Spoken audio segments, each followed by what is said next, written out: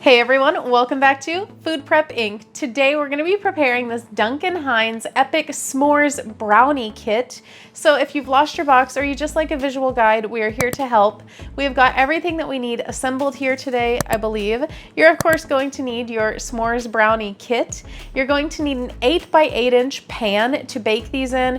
If you don't have an 8-inch pan, you could definitely use a 9-inch pan. Your cook times will probably be just a little bit less though, so keep that in mind. Now I have went ahead and prepared my pan with foil because it's going to make it super easy to get these bars out of the pan without damaging them in the end, but you can skip that step if you want to. You're also going to need something to grease your pan with though, so I've got some cooking spray. You could also use butter. We're going to need a spatula to stir everything up with. And then we're going to need 3 tablespoons of melted butter for one part of this, and then an additional 5 tablespoons of melted butter for another part, as well as 2 eggs and 2 tablespoons of water.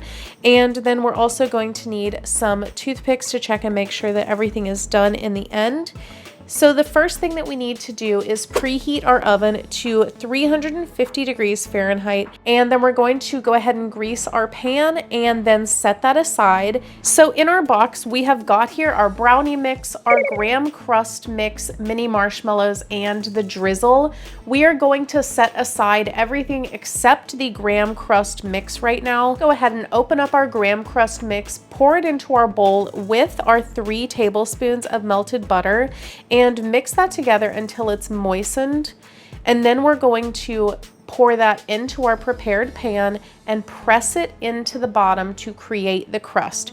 Try to make it go all the way to the corners and make it as even as you can.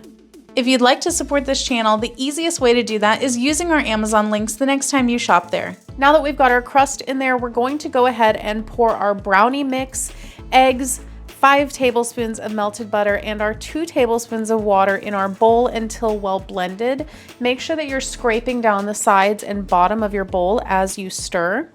And once that's mixed up, we will pour it directly into our pan right over the top of that crust and spread it gently all the way to the edges so that way it is as even as you can get it. And now that we have got that done, we are ready to pop this into the oven for their recommended bake time of 32 to 36 minutes. We're looking for a toothpick inserted 1 inch from the edge to come out clean, or in the usual case of brownies, mostly clean. So since ovens can vary, I will come back and let you know exactly how long this takes in my oven. All right, guys, we are back and it has been 36 minutes in my oven. At 32, these were definitely not done, but it looks done to me. We're gonna just check it out here. And this toothpick did come out clean, which is perfect. That's exactly what we are looking for.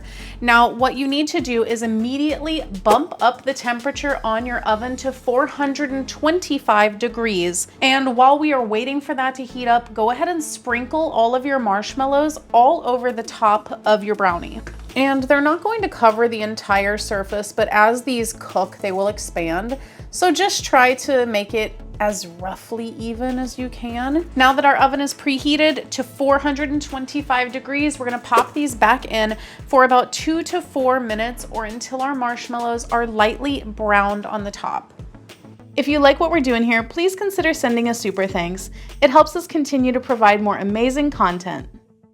All right, 3.5 minutes later and we are back. These are starting to look a little bit burnt, so I pulled those out. Now it's worth noting, if you are going to make these and you want to present them and then they look really nice, I would definitely get additional mini marshmallows or even the big ones and supplement what they give you, because it's clearly not enough to cover the entire pan and they really didn't even expand that much. So definitely supplement with your own if you want it to cover the whole pan. Now we are going to let this completely cool on a wire rack.